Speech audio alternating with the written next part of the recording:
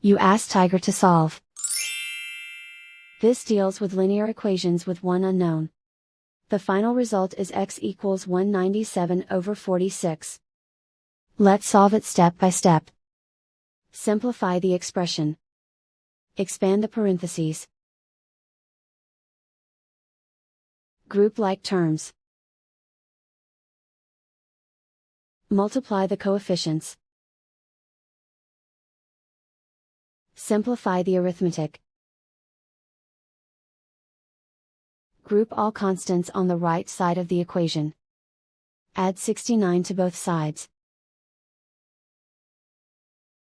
Simplify the arithmetic.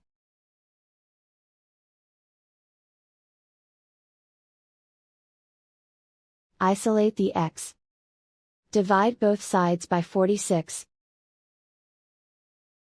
Simplify the fraction.